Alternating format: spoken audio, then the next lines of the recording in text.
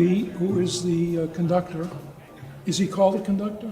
No. What do you call him? The director, I Yeah, guess. yeah. You call him director. Yeah. Sean, would you introduce your musicians, please? Sure. First off, right next to me, this is actually my assistant director, Jamie Fremont-Smith. How long have you been in the district? I guess this is my 16th year. 16th year in the Yeah. district teaching. He's our elementary band teacher, and I'm the high school band teacher, but he's the assistant director for both the high school concert band and the jazz band. Next, I have Spencer Meneghini, trombone, Nicholas Ressler, alto sax, Isaac Bergner, our lead trumpet player, Charlie Abutza, he's our bassist, and then Maddie Wilson, our pianist. Oh, thank you. Wow. In order to get into the jazz band, is it difficult? Do you have to have an audition to get in, or you just walk and knock on the It's an door and come in? Audition. Yeah. I remember in 6th grade when I auditioned for the middle school jazz band, I started laughing in the middle of my audition while I was playing. And yeah, that kind of set the tone for how 6th grade went, but you know, whatever. Did you make it in? Yes, I did. I'm also curious, the instruments that you are playing, how did you decide to play that instrument? Mr. Fremont-Smith actually recommended mine to me. Yeah. Well, we have a testing process, and we have a demonstration, and actually the students at the elementary schools, the 5th graders will demonstrate for the 4th graders. And then we have a testing process where the kids come in and try stuff. For example, for a trumpet player, do the same skills apply to a trumpet player as they do with a saxophone player? It might, although their physical characteristics might be slightly different. They might have an overbite that might work really well for the clarinet, or they might have longer arms that might work better for the trombone slide, so we look at all So a that lot of stuff. times the students come in to you, they're not really sure what they want to play, but they want to play something. That's They right. typically That's have right. ideas. Usually it's like trumpet, saxophone, or and percussion. They hear a drummer, and all of a sudden it's trumpet, saxophone, percussion, and then you'll be like, have you heard of the flute? Have you heard of the clarinet? And then during the testing process, they figure out who would be most successful at the instrument that they want to choose. And if someone's really gung-ho about it, I don't think we ever turn anybody away. No. But typically it's like if someone's really into trumpet but has a mouth shape that fits with a reeded instrument better, we might say, you might want to try maybe the alto. And when they play the alto, they're like, oh, I like this. And then history kind of writes itself from there. 2, 3, and.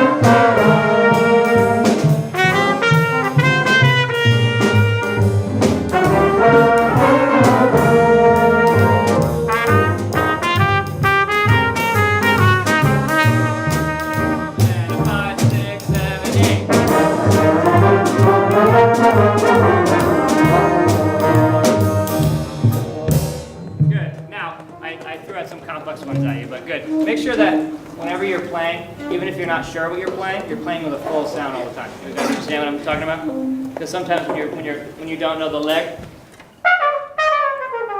you're like, and then I lose the sound quality. So no matter what you're playing, make sure it sounds good. If I asked you to play that and you played this, at least I had a good sound. You know what I mean? So keep that up, and then just start thinking theoretically. Okay. Let's go back to our 2-5-1 pattern that we did. So that When was- you're playing your instrument, even if you make a mistake, play it well. Oh, yeah. What's he mean by that? If you can play something, and even if you make a mistake, if you can fake your way through it and just be confident and play with everything you have behind it, then it's always going to sound good. That's high school. There's also, there's it also a lot of varying Fake it. techniques that go into playing the bass or playing the saxophone or playing the trumpet, which are physical techniques, and you have to take a good set of air, and you have to be supported with your air in order to produce a good sound. So typically when players are unconfident or they're looking at something they're not sure of, they might slouch over and kind of not want to be noticed, but in doing so you're going to produce a bad sound. And in order to not build bad habits up, I say, play with your best sound possible, and even if you make a mistake, I'd rather hear a wrong note than hear you approach the instrument incorrectly. When you have this large group, you come in, I was watching you in the very beginning, and everybody was all over the place, and all kinds of sounds were going. And when you started, I didn't hear you yelling at them or screaming. How do you get their attention? I think all the yelling happens not in front of the camera. No, I mean it's tough. You got to build a relationship with your students, and you got to you can't be too nice or they'll take advantage of you. You can't be too mean or they're going to say like, what is this guy doing? Like, whenever I hear about really mean teachers all the time, I always think about why are you in a place with children if you're not interested in educating or helping children? It's like if someone's struggling, that's why you get paid. I'm like, I come in and I'm like, you know what, Maddie, let's try doing this or anything like that. And these guys have been fortunate enough, most of them, to have a band director who's been here for over 30 years, who's like a quasi-legend. So when I started, it was like replacing Bill Belichick.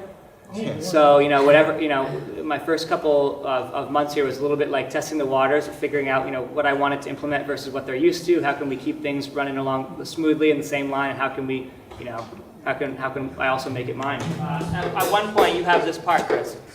What Charlie's part is. You have the same exact part as him at one point in the song, so that when you have the boom, boom, boom, boom, and it looks like the rhythm makes no sense on the page. Is it like? It's boom, boom, boom, boom, boom, boom, boom, boom, boom, boom.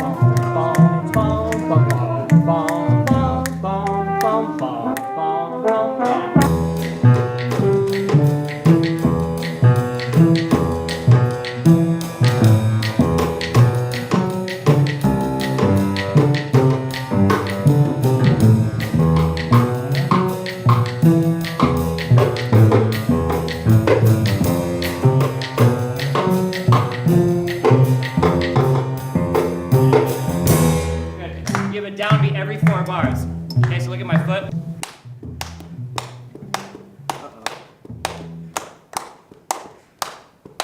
Then it starts over every 4 bars. So I shouldn't say even downbeat, but the rhythm starts over. 9, trombones, you have the melody, right? You remember it? We do. At 9.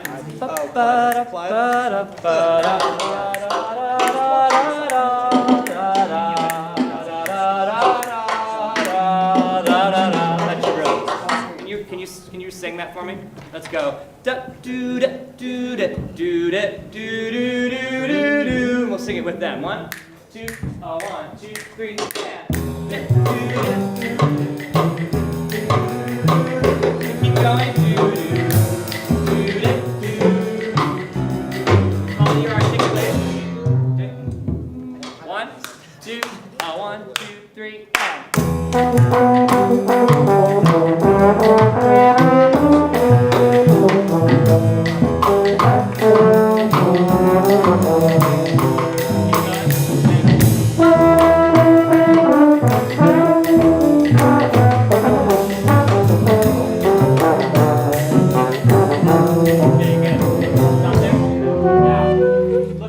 Your singing wasn't all that good. But, There's a reason we have the chorus.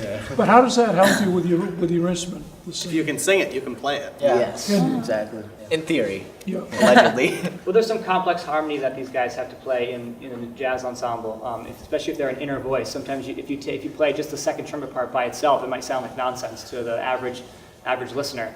And in order to feel really confident in those pitches, you have to be able to hear them in your head and be able to replicate them with your voice. So if I can't replicate the pitch of my voice, then I might not be as successful on a wind instrument, because on the wind instrument you have to rely on so many other muscular things and air that it's not as simple as just kind of pushing down a button.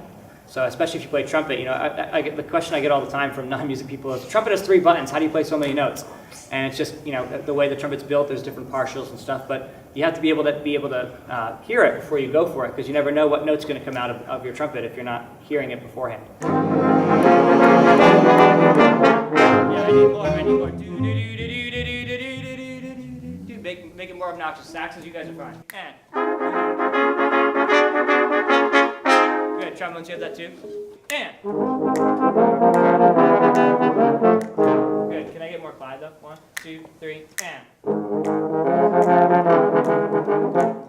Good, just brass. And. So this was supposed to fake out the audience when it came out. This section that's like big and raucous, and then it goes down, and then the third one's supposed to be almost, inaudible, and then and we kick it back up, right? So we have to make that very obvious. And then we added a bass solo, so you guys are just doing the hits, right? Pop, pop, pop, long. Okay? 1, 2, 1, 2, 3, and.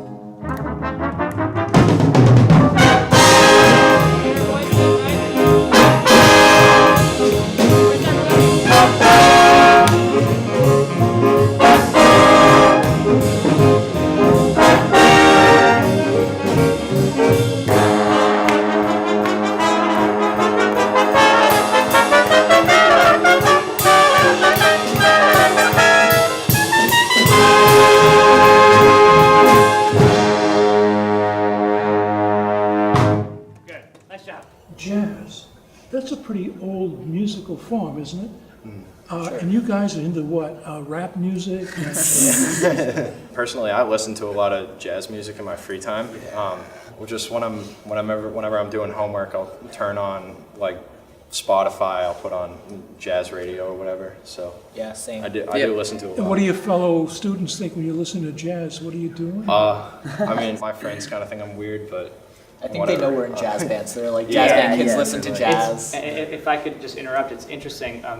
This is only my second year in the town, so I'm new to a lot of these guys. What has been impressive to me so far has been how many activities that you're all involved in and the time commitment that it's demanded of you for all of those activities and how they are successful at all of them.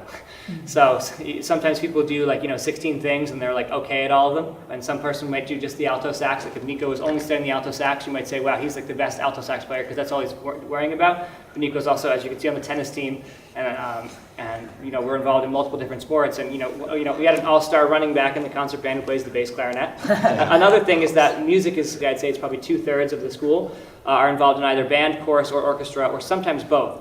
So it's kind of, we have a culture here at the school where if someone's in band or someone's in chorus, if someone's listening to jazz, it's not necessarily like, yo man, what's wrong with you? They're kind of like, oh, there's the jazz band. Those kids are pretty good at what they do. So it's different here. It's a little bit different. Good.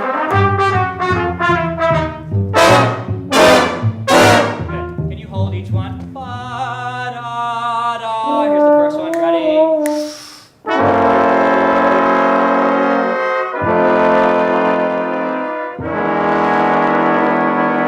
Good. You see how those complex chords in there? They'll have those like re, re, re. So good. We just have to agree on like who gets to pick the length. 1, 2, 3.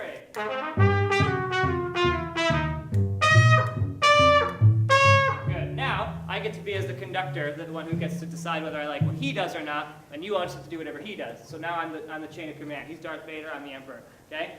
It's a little bit shorter. Ow! Ow! In quick falls. Ow! Ow! Ow! Try it again. 1, 2, 1, 2, 3. That's it. So now everyone match that length. 2, 1, 2, 3.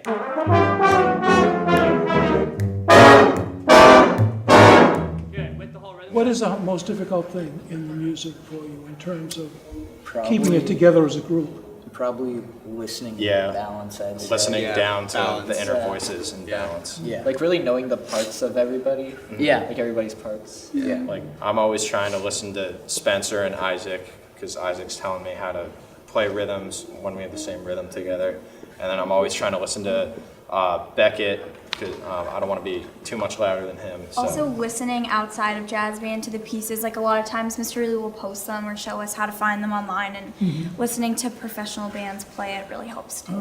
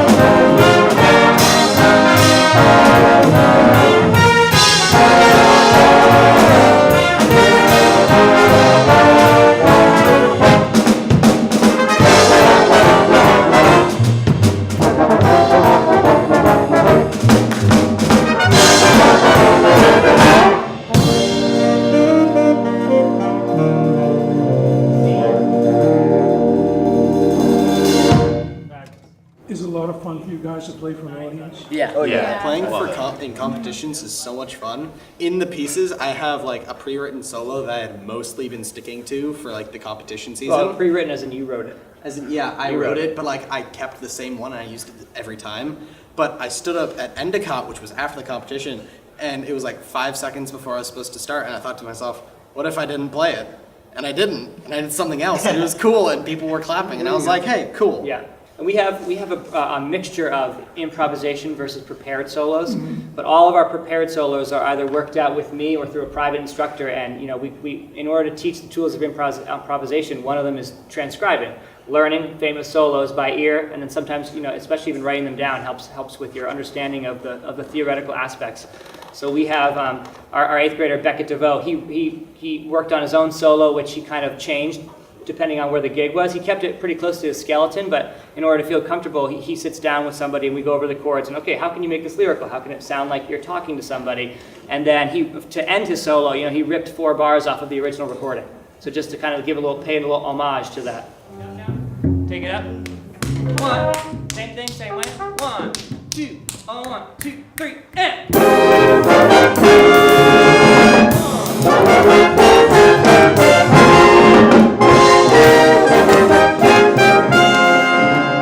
I say makes the difference between a good band and a great band.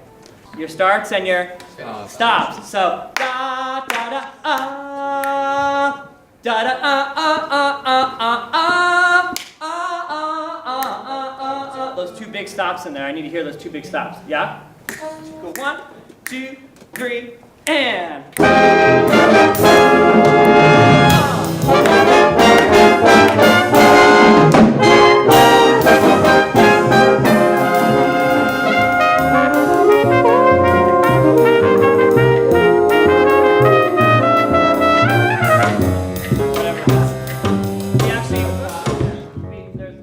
Is there any instrument that's more difficult to learn than another, or is one easier than another?